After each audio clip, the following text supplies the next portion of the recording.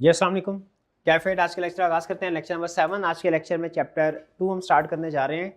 हमारे सिलेबस के जो सबसे अहम चैप्टर्स हैं उनमें से एक चैप्टर है, बल्कि सबसे अहम चैप्टर है ये चैप्टर 2 ऑडिट रिपोर्ट। इसका हम आज आगाज़ करने जा रहे हैं।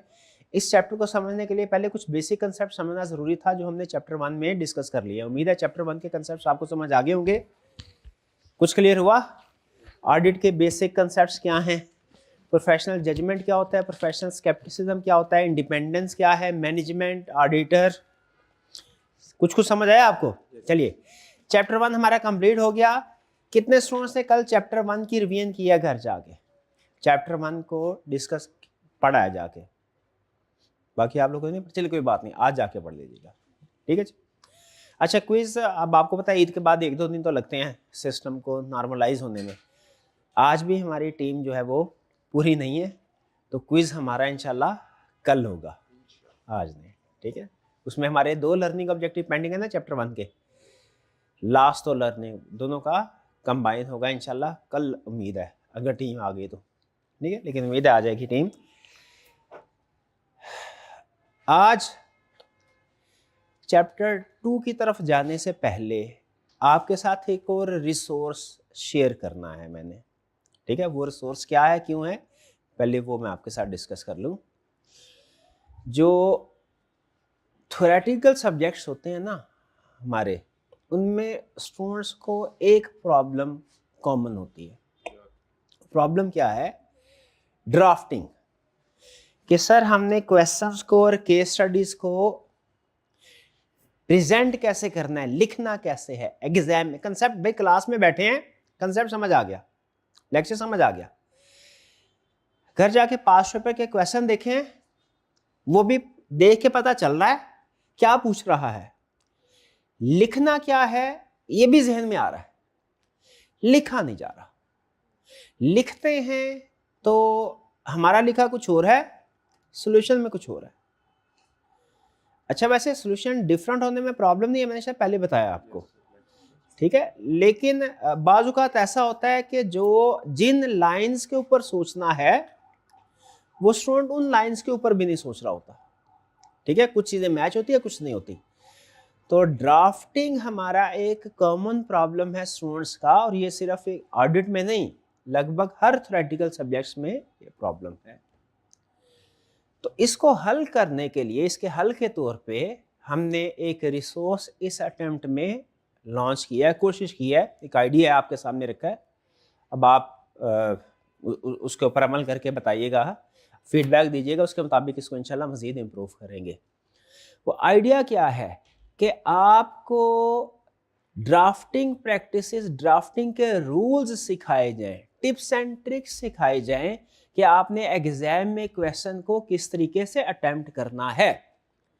देखिए, क्लास में बैठ के कंसेप्ट समझना और चीज़ है, लेकिन एग्जाम पॉइंट ऑफ व्यू से उसको तैयार करना असल चीज़। एग्जामिनर ने जो फैसला करना है ना कि आपको पास करना है कि फेल करना है, वो आपके माइंड में घुस के उसने नहीं देखना ऑडिट के कैसे कंसेप्ट्स हैं। उसके सामने सिर्फ एक चीज होगी, आपका पेपर। उसकी बेस पे उसने डिसाइड करना है क्या इस स्टूडेंट ने तैयारी ठीक की है, इस स्टूडेंट को ऑडिट के कंसेप्ट का पता है या नहीं पता, और इसे पास होना चाहिए या नहीं होना चाहिए, ठीक। अब उस पेपर का जो स्क्रिप्ट होगा हमारा, पेपर 3 घंटे 3.25 घंटे में अटेम्प्ट करना है, उसकी बेस पे चूंकि डिसीजन हो रहा है, तो जितनी मेहनत हमने कंसेप्ट्स को समझने में लगानी है, लगभग उतनी ही मेहनत हमें उसे प्रेजेंट करने में भी लगानी है। हमने क्वेश्चन को प्रेजेंट करना भी सीखना है।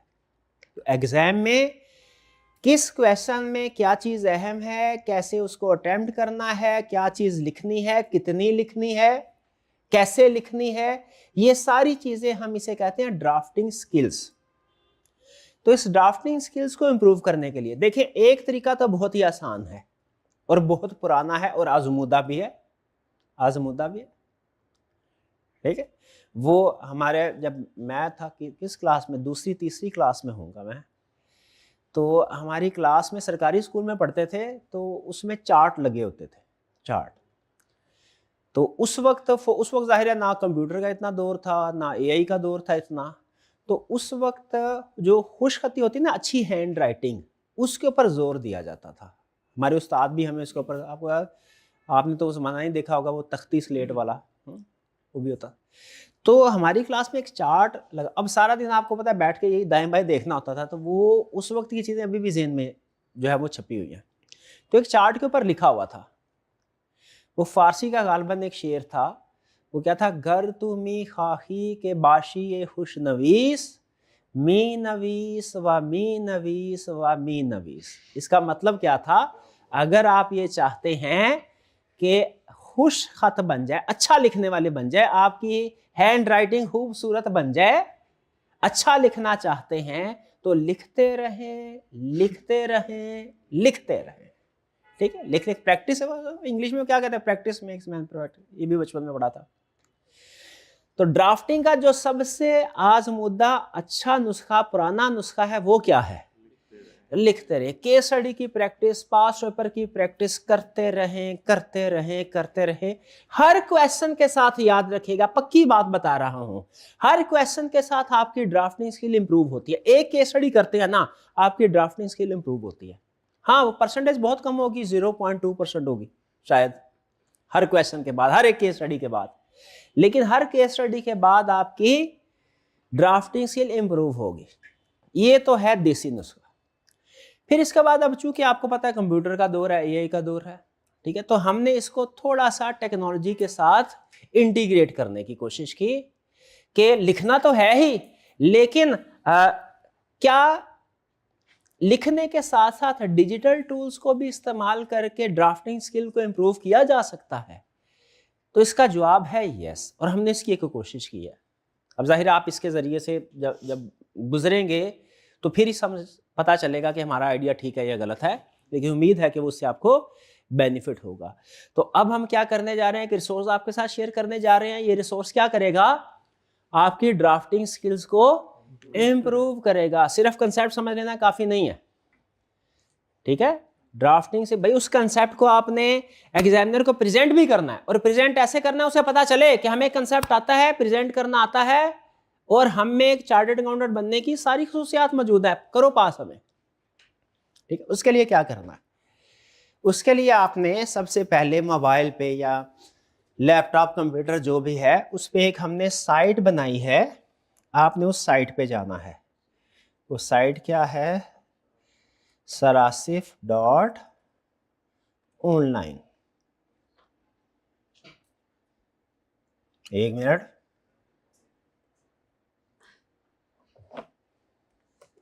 भूल तो नहीं किया मैं,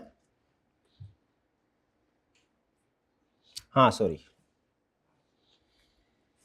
कैफेट एग्जाम sarasif.online, ये हाँ, क्या साइट का यूआरएल एड्रेस है, कैफेट exam CAF8 EXAM exam.SIRASIF sarasif.online, online, शाबाश, ऑनलाइन, डन, पहुंच गए यहां पे। जब आप यहाँ पे पहुंच जाएंगे तो फिर आपको पता है जैसा नॉर्मली वेबसाइट पे होता है, फर्स्ट टाइम है तो गेट स्टार्टेड पे जाएंगे, अगर ऑलरेडी अकाउंट बना हुआ है तो साइन इन पे जाएंगे, पहले गेट स्टार्टेड पे जाएंगे, जो भी अकाउंट बनाना है आपने बनाया, अपना बना लिया तो उसके बाद आपने साइन इन करना है। ठीक है जी, अब हम अपना अकाउंट साइन इन करते हैं।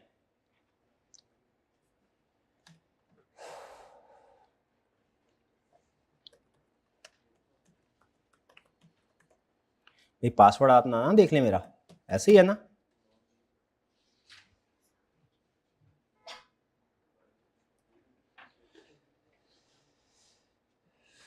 चलिए जब आप इसको लॉगिन कर लेंगे तो आपके सामने कुछ इस तरह का डिस्प्ले आएगा। ठीक है, यहां पे आपने चैप्टर्स में आना है, डैशबोर्ड भी है, ये आपकी पूरी हिस्ट्री वगैरह बताता है। चैप्टर्स में आए, यहाँ पे अभी हमने जाहिर है सारी बुक के चैप्टर अभी तो पढ़े भी नहीं है, एक ही चैप्टर पढ़ा है, तो चैप्टर 1 के टैब पे आना है। चैप्टर 1 के टैब पे अभी सिर्फ आपको डेमो के लिए ये आपके साथ शेयर किया जा रहा है, F11 दबाया ताकि स्क्रीन फुल हो जाए। डेमो के लिए हम इसमें क्या करेंगे, चैप्टर 1 के अंदर पास्ट पेपर के जितने भी क्वेश्चंस हैं हम कोशिश करेंगे वो सारे यहाँ पे मौजूद हों। अभी आपको सिर्फ 2 चैप्टर नजर आ रहे हैं, ऐसा ही है। क्यों भला? क्योंकि जैसे जैसे कोर्स आगे बढ़ता जाएगा मजीद चैप्टर्स ऐड होते जाएंगे। अब चैप्टर 1 में पास्ट पेपर में हो सकता है 6-7 क्वेश्चन उसने टेस्ट किए हों, तो अभी फिलहाल सिर्फ एक क्वेश्चन, इसमें अच्छा खासा टाइम लगता है, ठीक है। तो उसमें हम साथ साथ इसको अपडेट करेंगे। अभी डेमो चूंकि आपको देना है इसीलिए एक क्वेश्चन हमने वहाँ पे अवेलेबल किया है। उम्मीद है आज शाम तक मजीद क्वेश्चन भी अपलोड हो जाएंगे ताकि आप तसल्ली के साथ पहले इसकी प्रैक्टिस कर सकें। करना क्या है? लॉगिन करना है, चैप्टर 1 पे जाना है।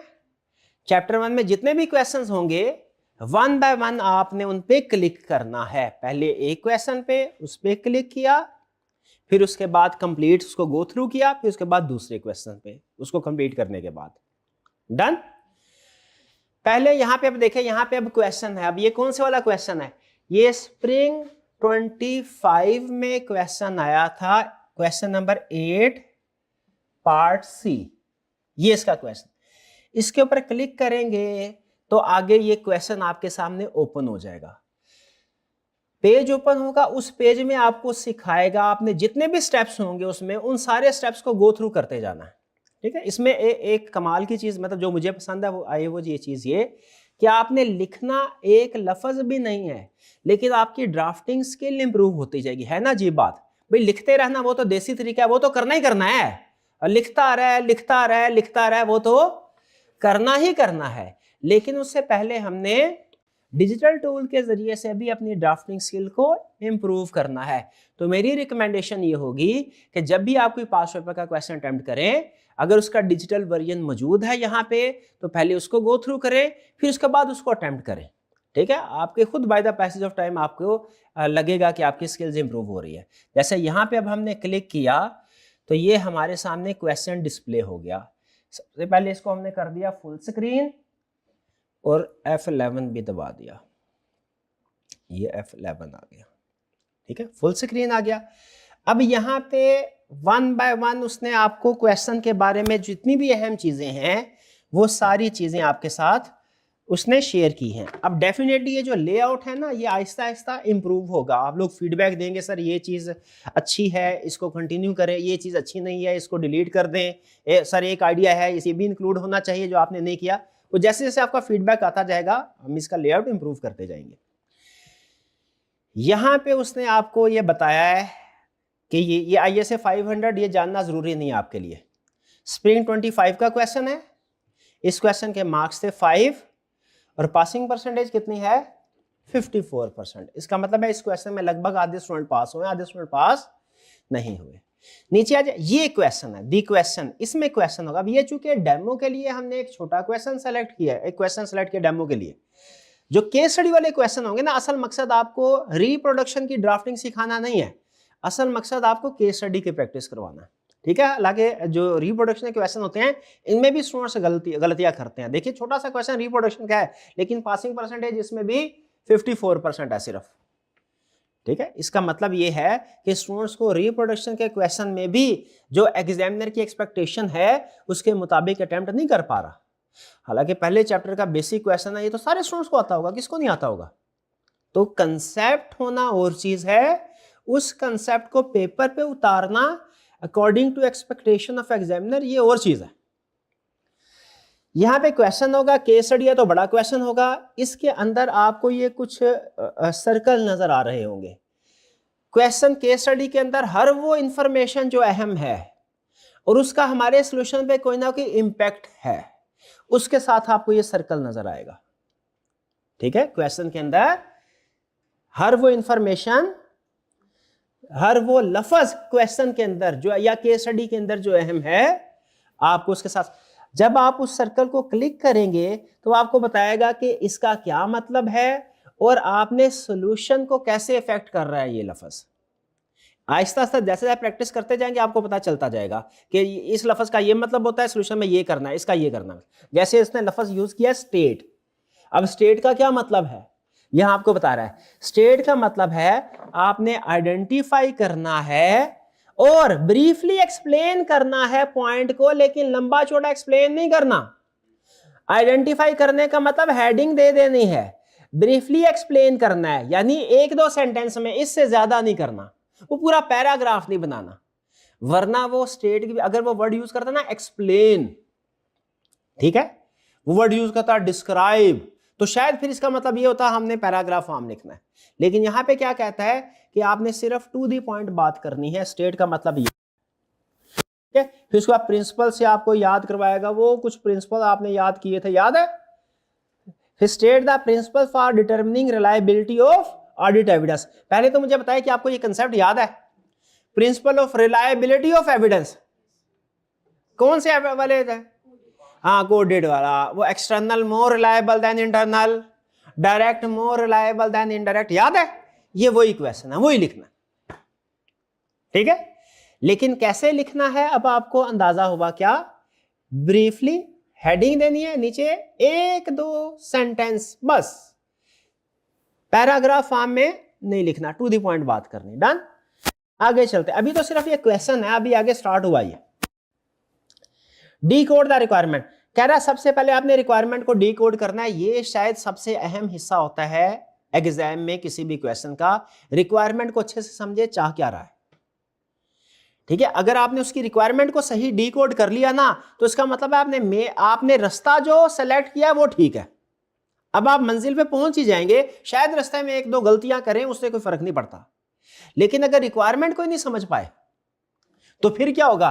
फिर आपने जो कुछ भी लिखना है वो सारे का सारा गलत हो जाएगा। मुझे आज तक याद है, देखिए अपना तजर्बा, गलती की होते हैं ना वो कभी नहीं भूलते। जब मैं स्टूडेंट था सीए में, तो हमारे आईटी का एक पेपर होता था, जैसे आपका ये डीएसआर का पेपर है ना, हमारा आईटी का, ये तो डीएसआर का पेपर जो है वो फिर थोड़ा एक रीजनेबल है, उसमें कुछ कंसेप्ट अच्छे कंसेप्ट। वो आईटी का पेपर बिल्कुल ऐसा कंप्यूटर है, उसके अंदर कौन कौन सी चीजें होती हैं और क्या पता नहीं, अल्लाह जाने क्या है, वो कभी देखा ही नहीं, वो ऐसे जैसे कंप्यूटर साइंसेज कर रहे हैं। तो बस जितना को आपका आईटी का अकाउंटेंट का होता है ना, उतना ही उस वक्त, बल्कि उससे भी कम था। तो एक एग्जाम में क्वेश्चन आया, मुझे आज तक याद है, उस क्वेश्चन में उसने पूछा था कि आपने नेटवर्क टोपोलॉजीज बतानी है, कंसेप्ट होता था नेटवर्क टोपोलॉजीज। मैंने कहा मुझे पूरे पेपर में यही एक क्वेश्चन आता है, बेहतरीन तरीके से करूंगा। तो मैंने वो लिखना शुरू कर दिया, लैन वैन, लोकल एरिया नेटवर्क, नेटवर्क था ना, local area network, wide area network और मेट्रोपॉलिटन एरिया नेटवर्क, लैन वैन मैन, ये होता था पूरे पेपर में। आधा घंटा लगा के, 12 नंबर का क्वेश्चन था लगभग, लेकिन मैं आधा घंटा लगा के तसल्ली से किया, और बाकी मुझे पता था, बाकी वो फटाफट हो जाने आते ही नहीं इतने। घर आया तो पता चला कि नेटवर्क टोपोलॉजीज ये नहीं होता, नेटवर्क का नाम आ रहा था, वो होता है स्टार टोपोलॉजी, रिंग टोपोलॉजी और बस टोपोलॉजी। मुझे आज तक आईटी का कुछ भी याद है, ये याद है। क्या उधर रिक्वायरमेंट को डी कोड ठीक नहीं कर सका मैं, तो कितने नंबर मिलेंगे? 0 नंबर। वैसे उस पेपर में पास हो गया था मैं, तो मुझे समझ आ गई कि अगर सीए के स्टूडेंट को आईटी नहीं आती ना, तो पेपर चेक करने वाले को भी हिसाब ही आती। उस दिन मुझे समझ आई थी, ये राज की बात गुप्त, ठीक है। लेकिन अब का एग्जामिनर डिफरेंट होगा, या वो नहीं होगा, अब वाले सीख के आए होंगे। तो अच्छा मुझे ये बताइए, ये गलती बड़ी थी या ये गलती कि अगर मैं लिखता तो यही स्टार टोपोलॉजी रिंग जो लिखना था, लेकिन उसमें से 3 के बजाय 2 चीजें लिखता, एक भूल जाता, क्या बड़ी गलती थी? बिल्कुल डिफरेंट डायरेक्शन लेना, कि सही डायरेक्शन पे कम चीजें लिखना, कम चीजें, ये छोटी गलती है। और बिल्कुल डिफरेंट डायरेक्शन लेना गलत है, ये बड़ी, क्योंकि उसमें बिल्कुल 0 नंबर। तो डी कोड दी रिक्वायरमेंट आपका सबसे अहम स्टेप हुआ करेगा किसी भी क्वेश्चन में। और मैं स्टूडेंट से ये कहता हूं हमेशा इसमें गलती ना करें, आगे चल के बाकी स्टेप्स में जो मर्जी गलतियां कर ले, उनका इतना बड़ा इफेक्ट नहीं होगा, इतना बड़ा इंपैक्ट नहीं होगा। पहला जो फैसला होता है ना, इसका इंपैक्ट सबसे ज्यादा, क्या? रिक्वायरमेंट को आपने समझना है कि वो रिक्वायर क्या कर रहा है, लिखना क्या है, किस चैप्टर का कौन सा कंसेप्ट है। यहां पे गलती कर दी, बाकी 0 नंबर, ठीक है। और जरूरी नहीं कि आपका एग्जामिनर भी वही हो जो मेरा था, आपका एग्जामिनर डेफिनेटली अब डिफरेंट होगा, या वही भी हुआ ना तो वो भी सीख चुका होगा बहुत सी चीजें। इसलिए सबसे पहला टास्क क्या करना है? D code the requirement, requirement को समझे, understand what the examiner is really asking, क्या है। रास्ता सही पकड़ लिया ना आपने, उसके बाद उस रास्ते पे चलते चलते कोई गलतियां भी हो जाती है, नेचुरल है, कोई एक दो पॉइंट भूल जाते हैं, नहीं याद रहते, एक्सप्लेनेशन आगे पीछे हो जाती है, वो उसकी वजह से पास फेल का मसला नहीं होगा आपको। लेकिन अगर रिक्वायरमेंट को सही नहीं समझ सके, इस वजह से पास फेल का प्रॉब्लम होगा। आगे चलते यहाँ पे क्या कह रहा है, कह रहा है स्टेट, अब डिटेल में एक्सप्लेन कर रहा है। स्टेट का मतलब क्या है, आपने आइडेंटिफाई करना है, ब्रीफली एक्सप्लेन करना है, एक दो सेंटेंसेस करने हैं। फिर कहता है ऐसा ना करना, क्या, जस्ट वन वर्ड लेबल, सिर्फ टू दी पॉइंट लिख लो।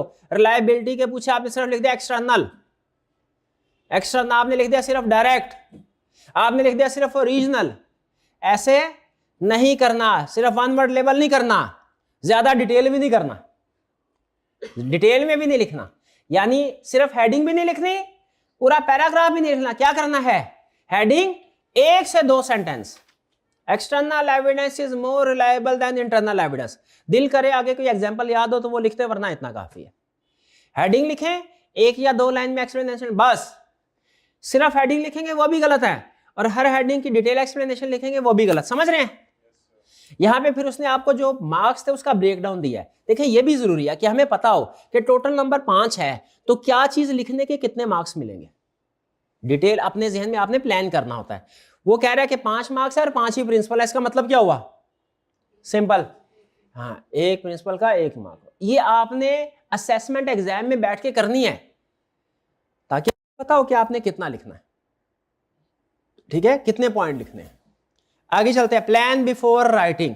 कह रहा है जब आपको पता चल गया ना, ये 5 नंबर का क्वेश्चन है, प्रिंसिपल पूछे उसने, 5 प्रिंसिपल है और 1 प्रिंसिपल का 1 मार्क, इतना डिसीजन हो गया। फिर आपने कहता है अभी लिखना शुरू नहीं करना, अभी एक दफा लिखने से पहले सारा सोल्यूशन को अपने जहन में लेके आना है, दोहराना है कि इसमें क्या क्या चीजें थी। एक्सटर्नल कोडेड था, एक्सटर्नल था, डायरेक्ट था, और कंट्रोल स्ट्रॉन्ग वाले होंगे, ठीक है, ये सारी चीजें अपने जहन में लेके आनी है। यानी एक दफा पूरा क्वेश्चन आपके जहन में छप जाए। ये क्यों जरूरी है, ताकि जब आप लिखना शुरू करें ना तो दरमियान में आपको रुक रुक के सोचना ना पड़े बार बार। स्टार्ट में एक ही दफा सोच लें, वो सारा क्वेश्चन जब एक दफा आपके जहन में छप जाएगा, उसके बाद आप जब लिखना स्टार्ट करेंगे ना तो इंशाल्लाह बगैर रुके क्वेश्चन कंप्लीट हो जाएगा। तो स्टेप नंबर 1 में आपने क्या करना है, रिक्वायरमेंट को अच्छे से अंडरस्टैंड करना है। स्टेप नंबर 2 में क्या करना है, फिर प्लान करना है आप, ठीक है, कि मेन पॉइंट कौन कौन से थे इसमें मैंने लिखने हैं, मैंने इसमें ये 5 चीजें लिखनी है, और हर एक की ब्रीफ एक्सप्लेनेशन भी जहन में। ये वाला स्टेप आपके जहन में आ रहा है, ये वाला स्टेप आप अपने जहन में इसको परफॉर्म कर रहे हैं। डन जी, ठीक है। फिर इसके बाद हमने इसमें अगर जैसे फर्ज कीजिए आप उसको रिकॉल भी करना चाहते हैं, अब ये जैसे जैसे आप आगे चलते जाएंगे ये डिसीजन क्विकली करते जाएंगे, लेकिन चूंकि साथ में रिवीजन भी मकसद है, अगर आपको लगे कि ये कंसेप्ट मुझे भूल गया, अब आप जब ये प्रैक्टिस कर रहे होंगे ना तब की बात कर रहा हूं, एग्जाम की बात नहीं कर रहा, प्रैक्टिस करके कंसेप्ट मुझे भूल गया है, आप इसको रिवाइज करना चाहते हैं, नो प्रॉब्लम, क्लिक कीजिए यहां पे, वो कंसेप्ट आपको बता देगा। मुझे डायरेक्ट का याद नहीं रहा कि डायरेक्ट में क्या था, तो मैंने रिवाइज भी करना है। अब क्या करना है, तो यहां पे क्लिक कीजिए, वो आपका ये आपके पेपर की ड्राफ्टिंग स्किल भी इंप्रूव करवाएगा, साथ ही साथ आपके कंसेप्ट को भी रिवाइज करवा देगा। उसको रिवाइज करते जाए, रिवाइज कर, डन जी। और टाइम एलोकेशन करनी एग्जाम में, ठीक है। अब 5 नंबर आपके पास हैं, टोटल टाइम कितना हुआ, 3 घंटे का पेपर होता है 100 मार्क्स का, इसका मतलब है 1 नंबर के लिए कितना टाइम हुआ 1.8। 5 नंबर का क्वेश्चन है, कितना टाइम लगना है, 1.8 मल्टीप्लाई 9 मिनट्स। आपने जो पहले स्टेप्स है ना, यानी रिक्वायरमेंट को समझना है और फिर उसके मुताबिक उस क्वेश्चन को अपने जहन में लेके आना एग्जाम में बैठ के, ये 2 स्टेप जब आपने करने हैं ना, ये 1.5 से 2 मिनट में कंप्लीट हो जाने चाहिए। Correct time allocation. मुझे बताइए हर क्वेश्चन को टाइम एलोकेशन के साथ लेके चलना चाहिए कि एंड पे जाके देखना चाहिए टाइम कितना रह गया और आखिरी सवाल के लिए कितना टाइम बचा है, हर क्वेश्चन के साथ। यही वो आपको सिखा रहा है साथ टाइम मैनेजमेंट में, कि आपने फिर फैसला करना है टाइम एलोकेशन कैसे करनी है। कह रहे हैं तकरीबन 1-1.5 मिनट, आप थोड़ा बहुत जाहिर है वेरिएशन होगी, 1-1.5 मिनट आप उन पॉइंट्स को या जो आपने लिखना है उसको रिकॉल करें, और फिर उसके बाद बाकी जो आपके 6-7-8 मिनट होंगे उनमें क्या करना है, क्वेश्चन को लिखना शुरू करें। जब आप पहले प्लान कर लेंगे, पहले रिकॉल कर लेंगे, कुछ स्टूडेंट क्या करते हैं वो रिकॉल नहीं करते, वो फौरन लिखना शुरू, 2-3 पॉइंट जहन में फौरन लिखना शुरू कर देते हैं। इससे क्या होता है आगे चल के फंस जाते हैं, फिर दोबारा सोचना पड़ता है। तो बेहतर है स्टार्ट में एक दफा सोचे, 1-1.5 मिनट लगा लें, इन्वेस्टमेंट है। 1-1.5 मिनट लगाने के बाद जब आप ड्राफ्टिंग शुरू करेंगे ना, इंशाल्लाह दरमियान में कहीं रुकेंगे नहीं। ठीक है जी। क्या करना है, पहले रिक्वायरमेंट को समझना है, फिर क्या करना है, पूरा क्वेश्चन प्लान करना है जहन में, क्या लिखना है, और फिर उसके बाद लिखना शुरू कर देना। डन। केस स्टडी के स्टेप्स हो सकता है थोड़े से डिफरेंट हो, ठीक है। वो जैसे जैसे आप प्रैक्टिस करते जाएंगे ना, आपको पता चलता जाएगा कि क्वेश्चन आपको खुद बोलेगा। क्वेश्चन खुद, वो हकीम लुकमान के बारे में आपने सुना होगा, वो अपने प्रोफेशन में इतने एक्सपर्ट थे, उनके बारे में मशहूर था कि जड़ी बूटियां खुद उनको बताती हैं कि हम किस मर्ज का इलाज है। खुद जुबान तो नहीं लगती होगी, कैसे पता चलता होगा? तजर्बे से। तो उस तरह क्वेश्चन जो है ना एग्जाम में, जब आप इसकी प्रैक्टिस करेंगे इंशाल्लाह, तो आप इस लेवल पे पहुंच जाएंगे, क्वेश्चन खुद आपको बताएगा, अल्फाज आपको चीख चीख के बता रहे होंगे, मुझे ऐसे सॉल्व करो, मुझे इस इंफॉर्मेशन को इस इंफॉर्मेशन के साथ लिंक करके ऐसे यूज करना है, ऐसे प्रेजेंट करना है। प्रैक्टिस से आएगा। अभी आपको कुछ चीजें शायद समझ में नहीं आ रही होंगी, लेकिन जैसे आप प्रैक्टिस करते जाएंगे ग्रिप स्ट्रांग होती जाएगी। इसके बाद आगे चलते हैं। फिर उसके बाद आपने आंसर ड्राफ्ट करना है। ये उसने आपको आंसर ड्राफ्ट करके दिखाया है कि इसका आंसर ड्राफ्ट कैसे करना है। इसमें जो असल चीज है ना, वो ये वर्ड्स है, यानी ये वाली जो लाइन है ना, ये हर स्टूडेंट की डिफरेंट होगी। प्रिंसिपल सेम है, हेडिंग, लेकिन आपको पता है एक्सप्लेनेशन हर एक की डिफरेंट होती है।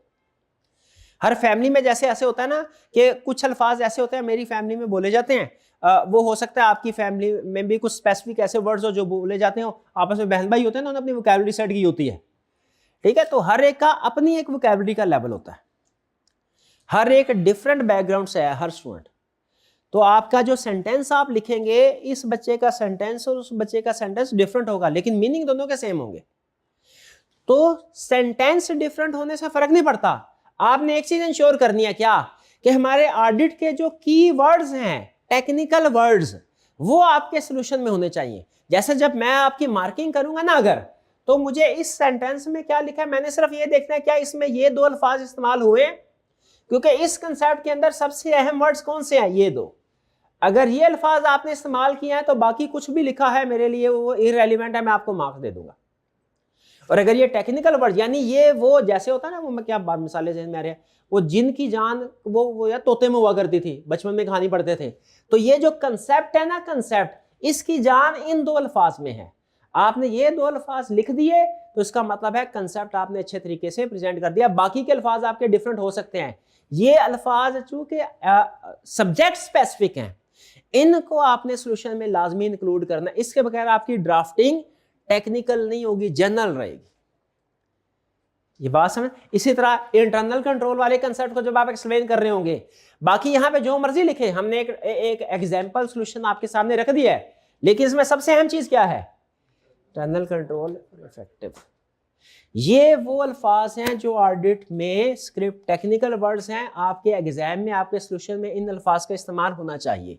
अब जैसे जैसे जाहिर आप प्रैक्टिस करते जाएंगे, आपको पता चलता जाएगा कि भैया ये तो हमारे अक्सर सॉल्यूशन में, ये सिर्फ चैप्टर 1 में नहीं है, चैप्टर 2 में भी होते हैं, 3 में भी, 4 में भी, 5 में, ये तकरीबन बहुत से चैप्टर्स में ये कंसेप्ट इस्तेमाल होते हैं। भैया बात समझ आ रही है? और वो आपको बता रहा है हम क्या करेंगे जब चेकिंग करते हुए, सारा चेक नहीं करेंगे, मैं ये देखूंगा ये अल्फाज लिखा, डायरेक्ट का लफ्ज लिखा, ऑब्जर्वेशन इंक्वायरी का लफ्ज लिखा है, मैं नंबर पूरा दे दूंगा। यानी ये अल्फाज आपके टेक्निकल है, इनको इंक्लूड करें, बाकी आगे पीछे जो मर्जी लगाएं, कोई मसला नहीं।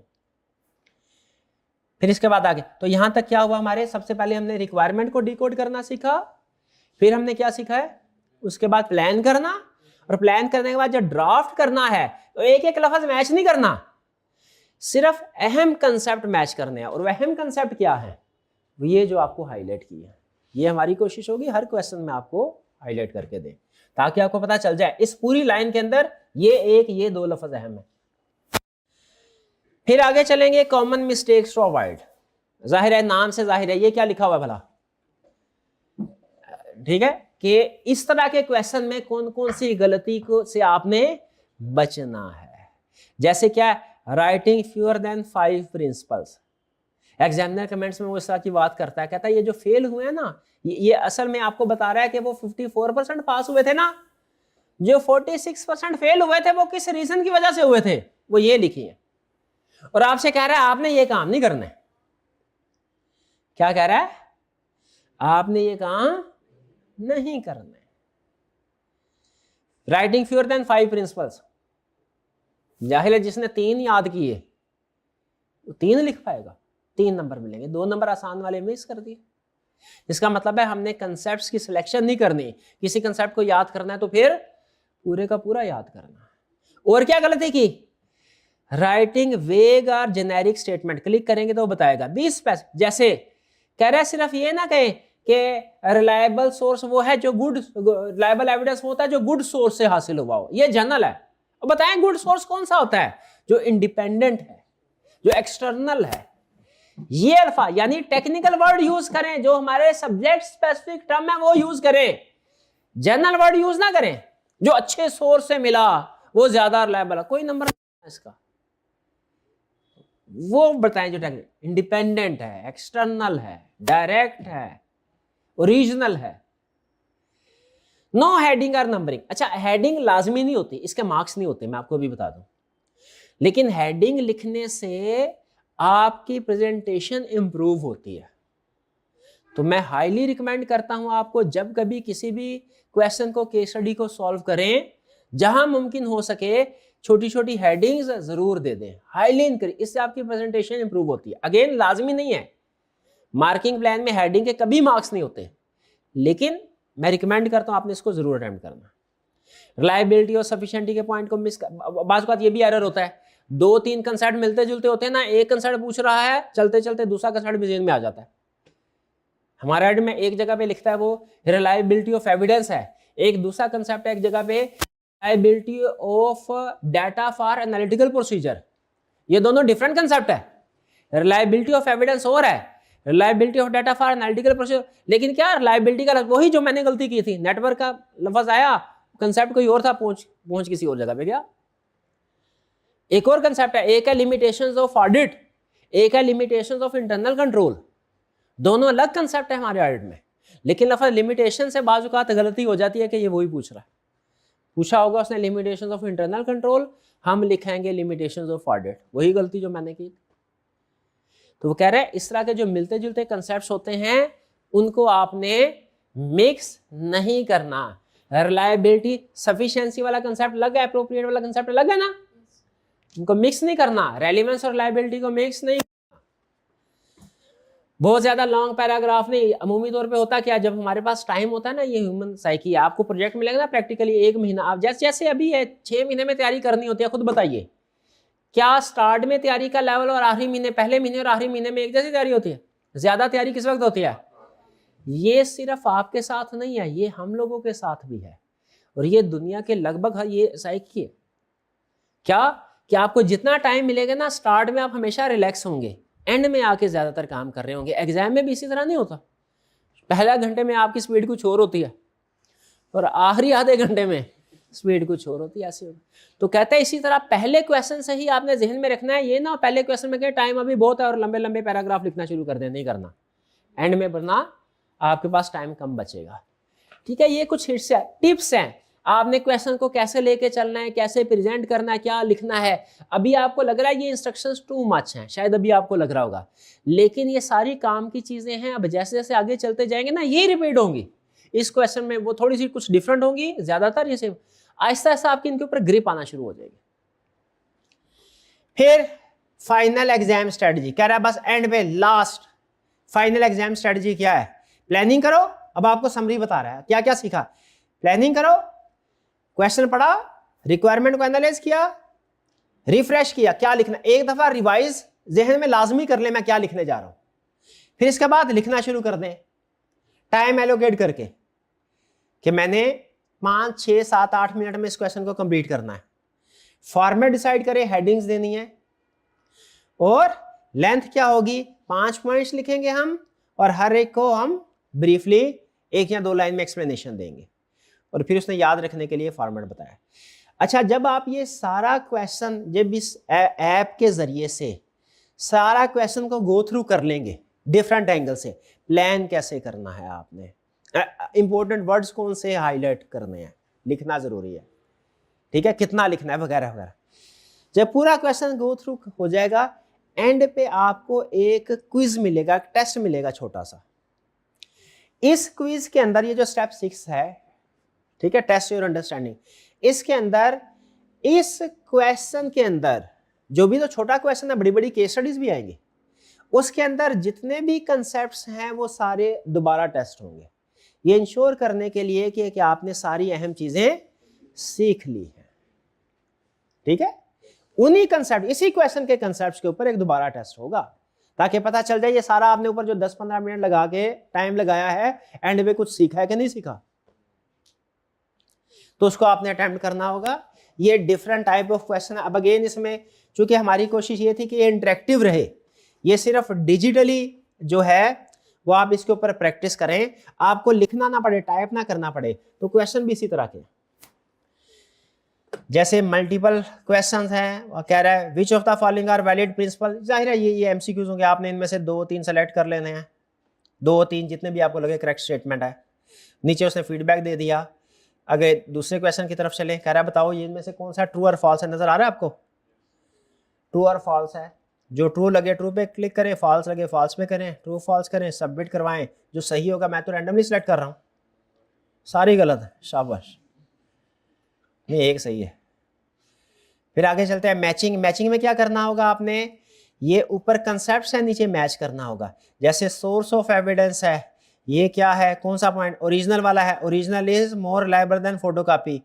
फिर डायरेक्ट है, डायरेक्ट जो है मोर रिलायबल है इनडायरेक्ट से, ये कौन सा है, हाँ ये एग्जांपल्स है।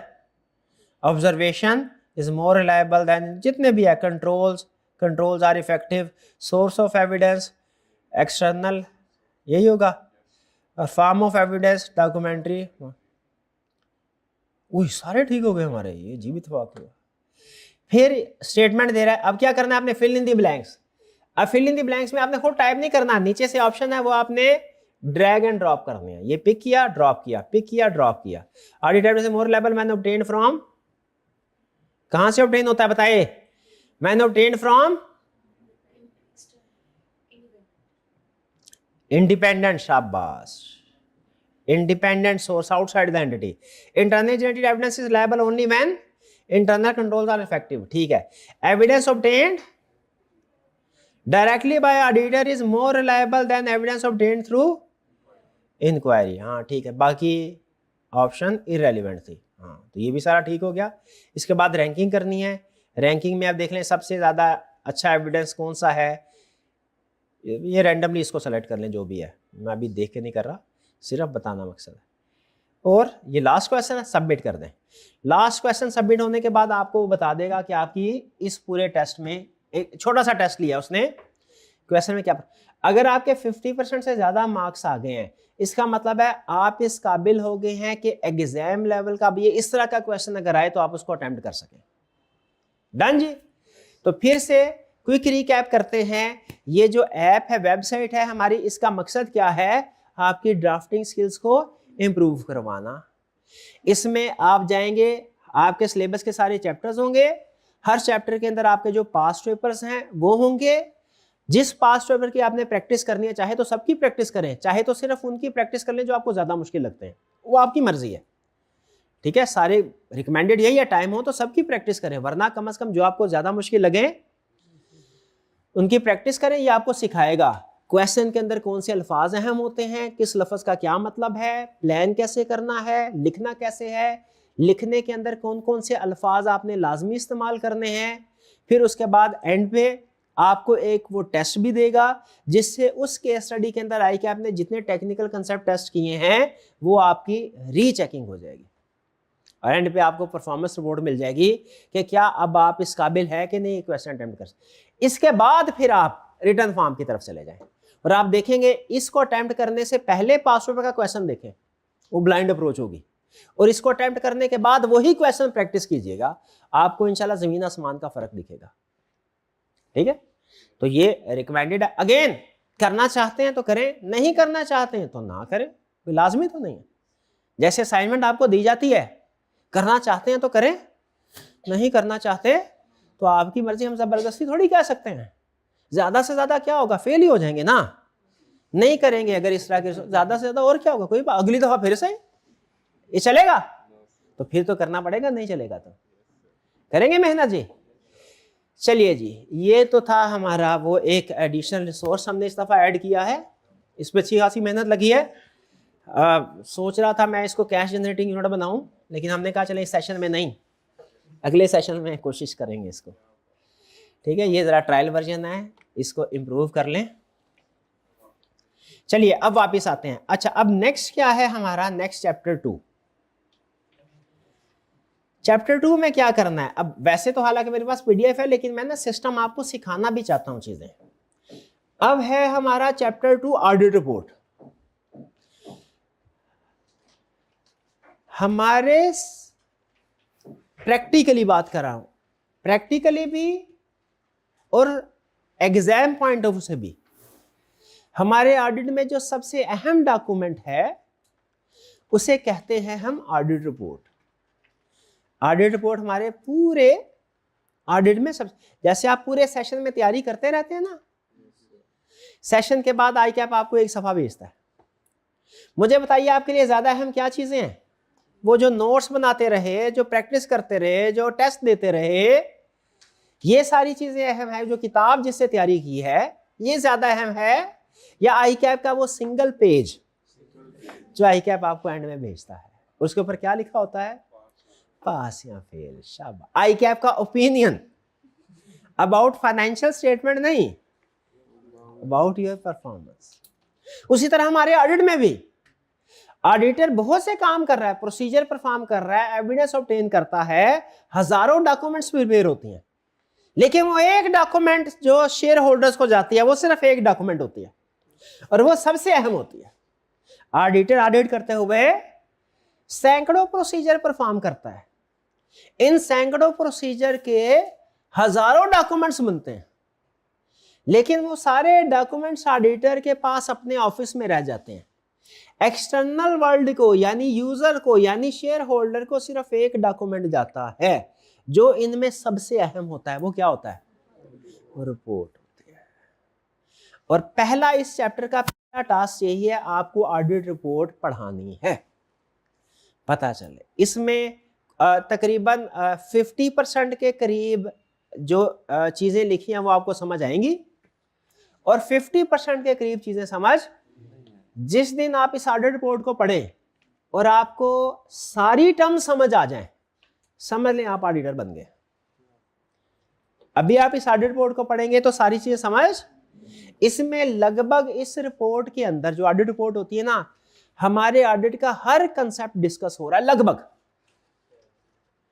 तो अभी तो आपने सिर्फ चैप्टर 1 पढ़ा है ना, लेकिन स्टिल अगर आपने अच्छा पढ़ा है, कंसेप्ट अच्छे आपके बिल्ड हुए हैं, तो मेरा ख्याल है, कंफर्म नहीं है लेकिन मेरा ख्याल है कि 50% के करीब चीजें आपको समझ आएंगी इनमें। अब आपने करना क्या है? इसको रीड करना है और जो अल्फाज समझ में ना आए उसको अंडरलाइन करना है। ठीक है? 10-12 दिन के बाद जब ये चैप्टर कंप्लीट हो जाएगा ना, उसके बाद दोबारा इस रिपोर्ट को पढ़िएगा। उम्मीद है उस वक्त आपको 90-95% के करीब टर्म समझ आ जाएंगी। डन जी? अच्छा, मुझे ये बताइए, क्या ये ऑडिट रिपोर्ट कौन, सबसे अहम डॉक्यूमेंट ऑडिट की कौन बनाता है? इसको लिखता ऑडिटर। और किसको इशू करता है? कंपनी के शेयर होल्डर्स को। अच्छा, गैस कीजिए, पाकिस्तान में जो कंपनी स्टॉक एक्सचेंज में लिस्टेड है, क्या वो अपना ऑडिट करवाती होंगी? उनको ऑडिट रिपोर्ट मिलती होगी? क्या वो ऑडिट रिपोर्ट पब्लिकली अवेलेबल होगी? बिल्कुल होती है। आपने शायद वो कंपनी लॉ में, बिजनेस लॉ में पढ़ा भी होगा, जिन्होंने कैफ फॉर लॉ में पढ़ा हुआ, कि हर कंपनी ने, चंद एक कंपनी के अलावा हर कंपनी ने ऑडिट करवाना है और फाइनेंशियल स्टेटमेंट के साथ ऑडिट रिपोर्ट भी इशू करती है शेयर होल्डर को। पढ़ा है ना? आइए जरा इसको देखते हैं कि क्या वो बात ठीक लिखी हुई थी, क्या ऐसा ही है। उसके लिए हम क्या करते हैं, हम जाते हैं पाकिस्तान स्टॉक एक्सचेंज की वेबसाइट के ऊपर, psx.com.pk। ठीक है जी, इसके ऊपर जाते हैं हमने PSX डाटा पोर्टल पे, क्योंकि बाकी तो और भी बड़ी चीज है डाटा पोर्टल। इसमें वो आपसे पूछेगा भाई किस कंपनी का डाटा चाहिए, ये पूरी मार्केट का डाटा। ओ गुड, आज मार्केट अप है, आज मार्केट अभी तक 1753 पॉइंट अप जा रही है ये आज। चले यार बहरहाल छोड़े, हम न्यूज थोड़ी कॉस्ट कर। तो कौन सी कंपनी, जैसे ये कौन, फर्ज कीजिए कॉलगेट कंपनी आ गई हमारे पास, इसको हमने क्लिक कर दिया। अब ये स्टॉक एक्सचेंज में इसका सारा डाटा मौजूद है। ये आपके सामने पहले पूरी मार्केट का डाटा था, अब इसका मतलब कोलगेट की प्राइस 7 रुपए बढ़ गई आज, शाबाश। लेकिन हम इन्वेस्टर थोड़ी हैं, हम तो ऑडिटर हैं। हमने शेयर खरीदने हैं कंपनी के नहीं, बल्कि हमने तो उनसे बचना है, तो हम दूर से ही खुश होंगे, देख देख के खुश होंगे। हमने शेयर खरीदने नहीं है, शेयर खरीदे तो आप डिस्क्वालीफाइड हो जाएंगे। यहाँ पे इस कंपनी की सारी इंफॉर्मेशन है, profile, liquidity announcement, financial letter, ये रिपोर्ट्स में आ जाना हमने। रिपोर्ट्स के अंदर मुझे बताइए, हाँ याद आया, लॉ में पढ़ा था क्वार्टरली रिपोर्ट्स भी होती हैं, फर्स्ट क्वार्टर, सेकंड और एनुअल भी होती है। ऑडिट रिपोर्ट गैस कर रहे हैं क्वार्टरली के साथ होगी कि एनुअल के साथ होगी? एनुअल के साथ। एनुअल का ऑडिट जरूरी होता है ना, पढ़ा था। सेकंड क्वार्टर का रिव्यू होता है, एनुअल का ऑडिट होता है। फर्स्ट और थर्ड क्वार्टर का तो कुछ भी नहीं होता। तो हम तो ऑडिट पढ़ रहे हैं कि रिव्यू पढ़ रहे हैं? अभी ऑडिट पढ़ रहे हैं। एनुअल के ऊपर क्लिक किया, लेटेस्ट के ऊपर क्लिक करें, जो भी एनुअल मौजूद हो। अब क्या करेगा? अब ये डिपेंड करता है आपकी नेट की स्पीड पे कि वो क्या करेगा। ठीक है, थोड़ी देर पहले तो सही चल रहे थे। हाँ, आगे डाउनलोड होगी डाउनलोड। हाँ, अभी करा आहिस्ता आहिस्ता। जब ये डाउनलोड हो जाएगी, फेल नहीं होगी, ये डाउनलोड हो गई। अब हमने क्या किया? क्लिक करके इसको ओपन किया। ये कोलगेट की एनुअल रिपोर्ट आ गई हमारे सामने। इसमें बताइए कंपनी की फाइनेंशियल स्टेटमेंट्स होंगी या नहीं होंगी? और इसके साथ ऑडिट रिपोर्ट भी होगी। हमने पहुंचना है किसके ऊपर? हम ये चाहते हैं, हमें तजस्सुस है कि प्रैक्टिस में ऑडिटर कैसी रिपोर्ट बनाते होंगे और अपने क्लाइंट्स को देते होंगे। ये जो सारा हम ऑडिट पढ़ रहे हैं, इसका अल्टीमेट मकसद एक ही है। हम जितना भी कंसेप्ट चैप्टर 1 में पढ़े और जो भी कंसेप्ट्स आगे पढ़ेंगे, इन सब का अल्टीमेट ऑब्जेक्टिव एक ही है, क्या? कि ऑडिट रिपोर्ट देखी जाए। जैसे सारी उम्र सुनते हैं ना, जन्नत ऐसी होगी, जन्नत में ये होगा, जन्नत, तो विजुअलाइज करें, पता नहीं कैसी होगी जन्नत, ऐसी होगी हैं। तो अभी तो नहीं देख सकते ना, फिलहाल मैं देखना भी नहीं चाहता फिलहाल। क्यों? उसके लिए मरना पड़ेगा।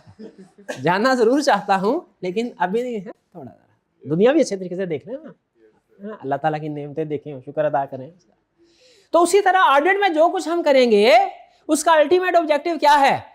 तो एक तजस्सुस, पता नहीं ऑडिट रिपोर्ट कैसी होती होगी, पता नहीं उसमें क्या कुछ, इतनी अहम डॉक्यूमेंट, पूरे ऑडिट में सबसे ज्यादा अहम डॉक्यूमेंट है ऑडिट रिपोर्ट।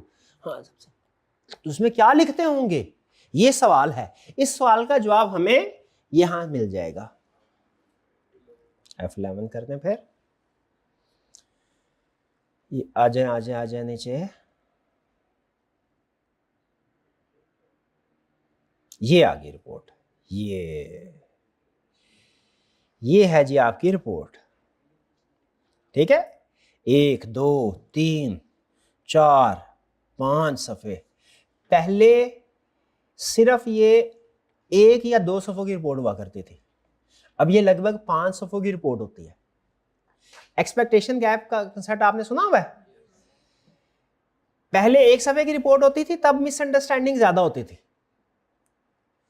तो फिर IASB ने क्या किया? IASB ने ये गालमन 2008-9 में ऑडिट रिपोर्ट को रिवाइज किया और ये 1-2 सफ़ों की बजाय इसमें मजीद चीजें ऐड की और इसको 4-5 सफ़ों की रिपोर्ट बना दिया। बताइए अच्छा किया कि बुरा किया? रिपोर्ट के अंदर निस्बतन ज्यादा चीजें ऐड की, इसका हमें ऑडिटर के, आपके लिए शायद थोड़ा प्रॉब्लम हो, ज्यादा चीजें पढ़नी पड़ेगी, लेकिन शेयर होल्डर्स के लिए फायदा है। उसकी मिसअंडरस्टैंडिंग दूर, एक्सपेक्टेशन गैप रिमूव हो गया। अब वो ज्यादा बेहतर तरीके से समझता है ऑडिट क्या है, इसमें क्या होता है। क्योंकि जितनी ज्यादा इंफॉर्मेशन, जितना ज्यादा अवेयर करेंगे आप अपने क्लाइंट को, वो उतना ही बेहतर समझ सकेगा आपके स्कोप को, मैनेजमेंट के स्कोप को। ठीक है जी? तो जरा मुझे बताइए, अब ये मैंने अलग से भी ऑडिट रिपोर्ट डाउनलोड करके रखी है और वो आपके साथ शेयर भी कर दिए। शेयर कर दिया ना? हाँ, हम टीम मेंबर से कहेंगे ये ऑनलाइन वाले स्टूडेंट्स के साथ भी शेयर कर दें। ये हमारी ऑडिट रिपोर्ट है, ये उसका पहला पेज है। देखें, ये कंपनी का नाम है, ये ऑडिटर का नाम है। पाकिस्तान में इस ऑडिट फर्म ने ऑडिट किया है। ठीक है जी? और ये इस ऑडिट फर्म की इंटरन एफिलिएशन है, नेटवर्क फर्म है, इंटरनेशनल। जैसे रजिस्ट्रेशन करवाई होती है ना, हाँ, तो ये इंटरनेशनली इन्होंने रजिस्ट्रेशन का, असल में ऑडिटर पाकिस्तान में ये समझ लीजिए कि उनका एक क्या कहना चाहिए, एक ब्रांडिंग है। ये इसको बोलते हैं टाइटल, कि ये डॉक्यूमेंट क्या है ये डॉक्यूमेंट, इंडिपेंडेंट ऑडिटर रिपोर्ट। इसमें खास तौर पे नोट करें लफ्ज इंडिपेंडेंट के ऊपर उसने जोर दिया है। उसने कहा ऑडिटर बाद में लिखूंगा, इंडिपेंडेंट पहले लिख, क्योंकि जो इंडिपेंडेंट नहीं है वो ऑडिटर ही नहीं है। ऐसा ही है ना, वो तो फिर ऐसा हो जाता है कंपनी का एम्प्लॉय इंटरनल ऑडिटर। फिर क्या लिखा हुआ है कि ये रिपोर्ट है किसको दी जा रही है, मेंबर्स मतलब शेयर होल्डर। आपने लॉ में पढ़ा होगा कि पाकिस्तान में वो शेयर होल्डर की बजाय ज्यादा लफ्ज कौन सा इस्तेमाल किया जाता है, मेंबर। हालांकि बात एक ही है, इस कंपनी के मेंबर। और यहां पे अच्छा अब देखें, नोट करें, इस रिपोर्ट के डिफरेंट पैराग्राफ है, ऐसा ही है, हर पैराग्राफ की उसने एक हेडिंग दी हुई है। नोट किया आपने? अच्छी बात है कि बुरी बात?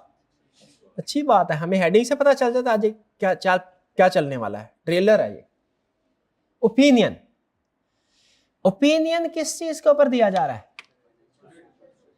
कि फाइनेंशियल स्टेटमेंट ठीक है या इनमें गड़बड़ है। आपने ना आज घर जाके इसको पढ़ना है और कल मुझे बताना है कि ये अनमोडिफाइड ओपिनियन था कि मॉडिफाइड था। याद है? अनमोडिफाइड, जब सारा कुछ ठीक होता है तो कौन सा ओपिनियन दिया, अनमोडिफाइड, और जब गड़बड़ होती है तो मॉडिफाइड। मुझे लगता है कि ये अच्छी कंपनी है, ऑडिटर भी, सारे ऑडिटर ही अच्छे होते हैं, तो ये चूंकि अच्छी कंपनी है, मार्केट में इसकी रेपुटेशन है, तो अनमोडिफाइड ओपिनियन दिया होगा। लेकिन ये मेरा अंदाजा है, मे भी गलत हो, आपने खुद जाके पढ़ के मुझे कल बताना है। डन? फिर बेसिस फॉर ओपिनियन है कि ओपिनियन तो दे दिया, किस बेस पे दिया। जैसे वो जज भी होता है ना, वो भी ऐसे ही करता है, ओपिनियन भी देता है, बेसिस फॉर ओपिनियन भी बताता है। कैसे भला?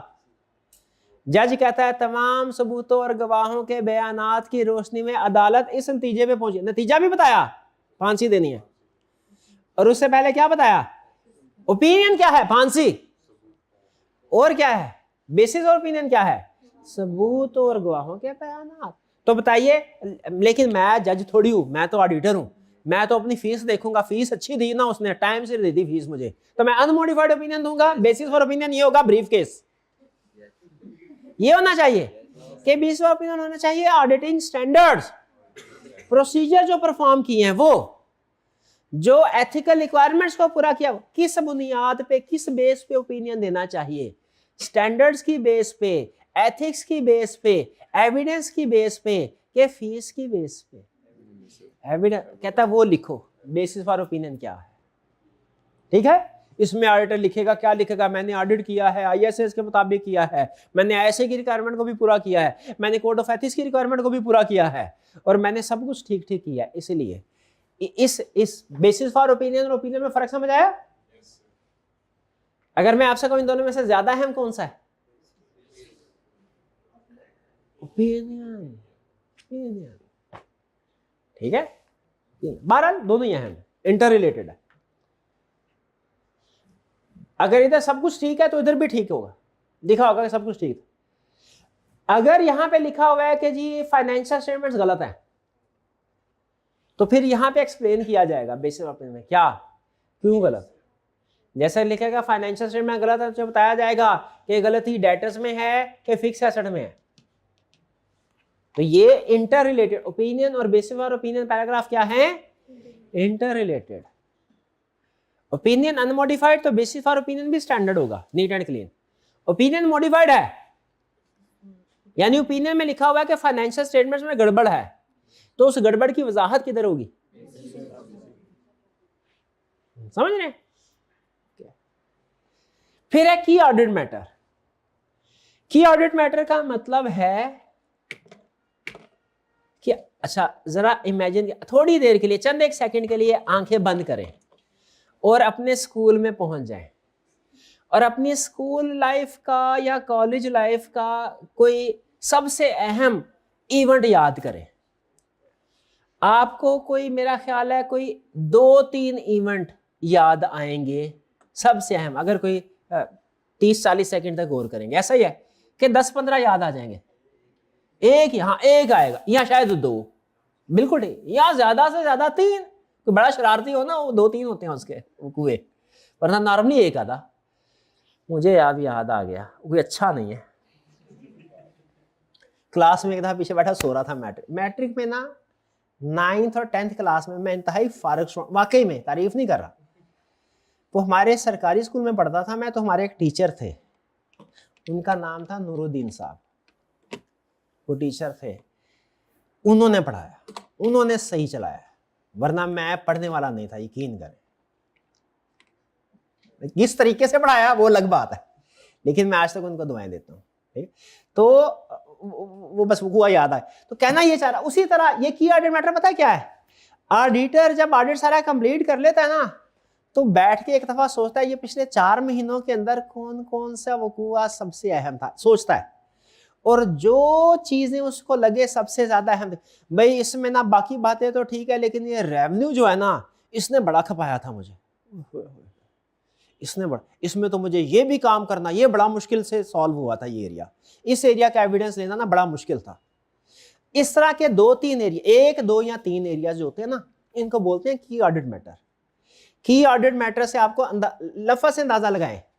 मैटर मतलब ऐसा एरिया या ऐसा इशू, कोई एरिया जो बहुत ही की था, यानी बहुत ही अहम था। किस पॉइंट ऑफ व्यू से? ऑडिट के पॉइंट ऑफ व्यू से।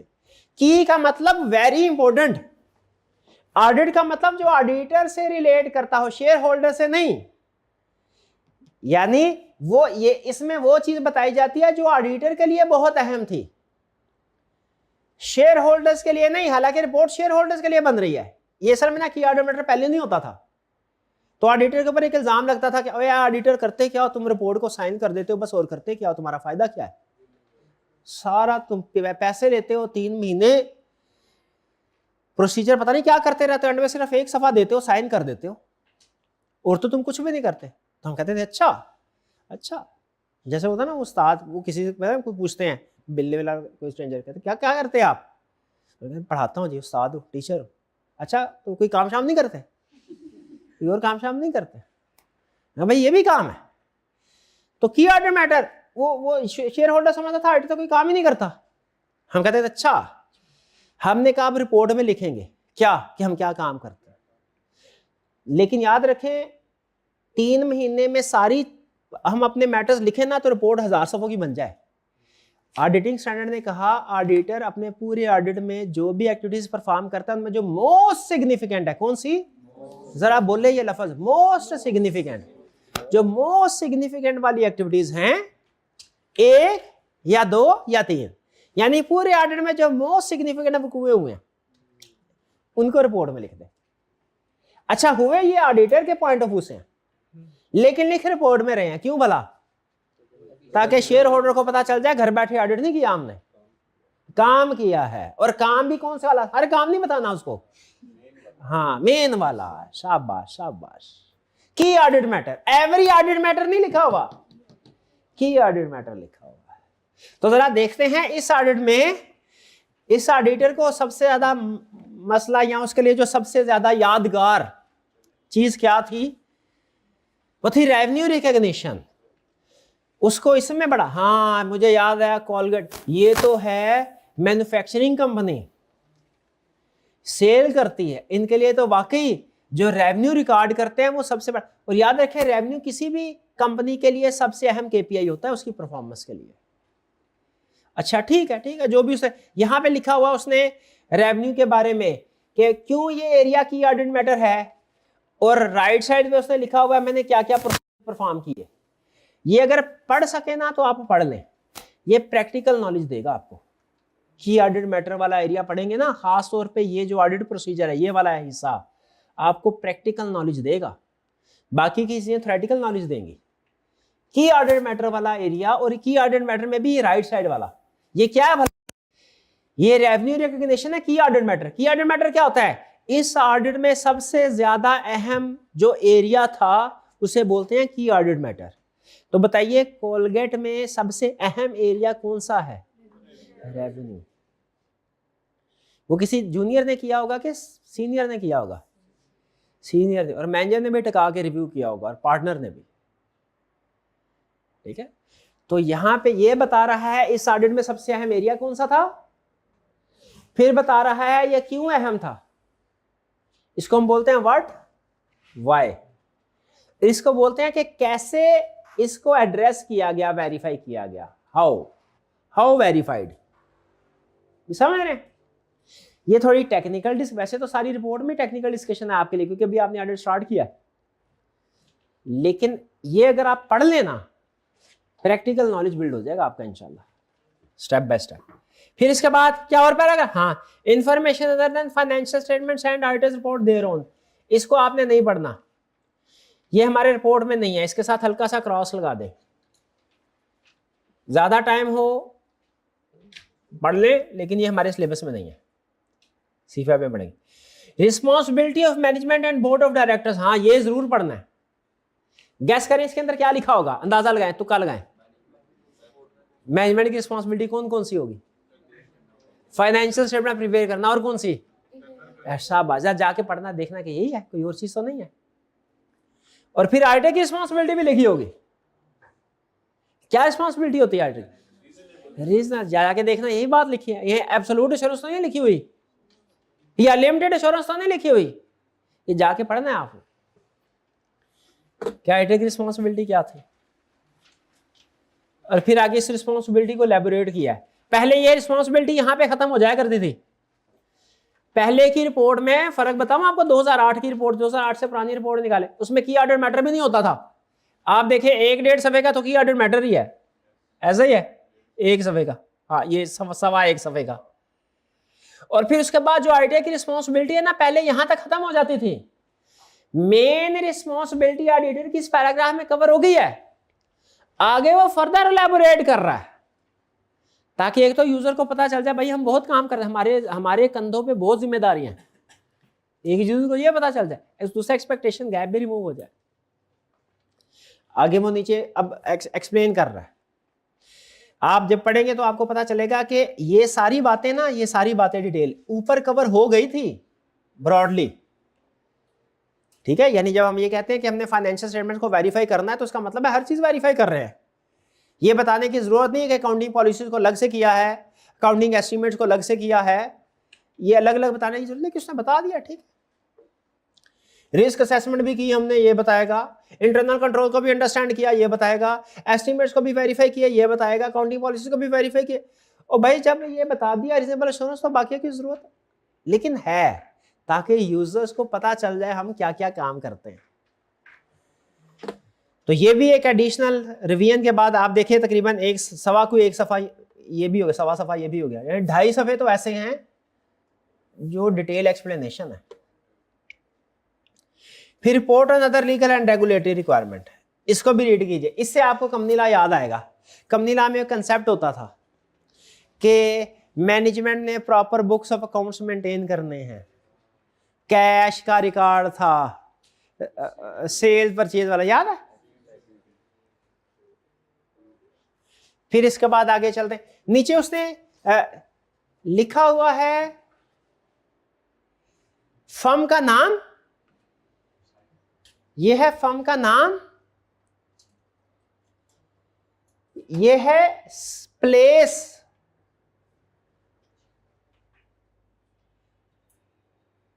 और ये है एंगेजमेंट पार्टनर का नाम। एक फर्म में बहुत से एंगेजमेंट पार्टनर होते हैं, ये आपको पता है ना। कुछ फर्म में सिर्फ एक पार्टनर होता है, कुछ में 20, 25, 30 पार्टनर भी होते हैं। तो यहां पे क्या लिखा हुआ है, ऑडिट इस फर्म ने किया है, इस फर्म का ऑफिस कराची वाला है। अगर लाहौर वाला ऑफिस ही ऑडिट करता तो यहां पे क्या लिखा होता, और अगर इस्लामाबाद वाला ऑफिस ऑडिट करता है, मैं क्या लिखा था, फर्म का नाम, प्लेस, और फर्म के बहुत से पार्टनर थे। क्या आपको अच्छा ये बताएं, ये किसी पर्सन का नाम लिखा हुआ है कि फर्म का नाम लिखा हुआ है, साइन है, नोट करें। वैसे तो पता चलना मुश्किल है, लेकिन अंदाजा लगाने की कोशिश करें, साइन किसके हैं, फर्म के नाम से हुए हैं या के पार्टनर के नाम से। हाँ ये कोई ये समझ आ रहा है, ए लिखा हुआ है और ये कुछ ई या एफ लिखा हुआ है और आगे कुछ ऐसे। तो ये लग रहा है कि फर्म का नाम मिलता जुलता, ठीक है, ये फर्म का नाम ही है। और एंगेजमेंट पार्टनर कौन है? फरूख रहमान साहब। नीचे डेट लिखी हुई है और ये एक यूनिक डॉक्यूमेंट आइडेंटिफिकेशन नंबर है, ये दिया ना। आपने करना क्या है, आज आपका टास्क है, एक ही काम करना है लेकिन 2 दफा करना है। ऑडिट रिपोर्ट पढ़नी है, पढ़ेंगे? आधी बातें समझ आएगी, आधी बातें भी समझ आ गई बहुत है, लेकिन आपने इसको अंडरस्टैंड करना है। अब कल के लिए असाइनमेंट सुन लीजिए, आपने करना क्या है। रिटन असाइनमेंट कोई नहीं आप आज की, आपने सिर्फ ऑडिट रिपोर्ट को पढ़ना है। जो जो अल्फाज अहम होंगे आपको समझ आ जाए, गुड। जो समझ नहीं आएंगे उनको अंडरलाइन करना है। कल मैंने ये देखना है कि किसने अंडरलाइन किया है और किसने अंडरलाइन नहीं किया होगा। डन जी। क्या करना है, असाइनमेंट क्या है? 2 दफा पढ़ना है रिपोर्ट के अंदर, और जो अल्फाज समझ, और डेफिनेटली अल्फाज ऐसे होंगे जो समझ नहीं आए, उनको अंडरलाइन जरूर कर लेना, ताकि मुझे पता चल जाए, आपकी अंडरलाइन से मुझे अंदाजा हो जाएगा कि आप किस लेवल पे है। उसके मुताबिक मैं अपने लेक्चर को एडजस्ट करके कल का लेक्चर शेयर करेंगे आपसे। डन जी। चलिए, कोई क्वेश्चन पूछना चाहते हो तो पूछ ले। कोई क्वेश्चन नहीं? चलिए आज का लेक्चर यहाँ खत्म करते हैं। अल्लाह हाफिज।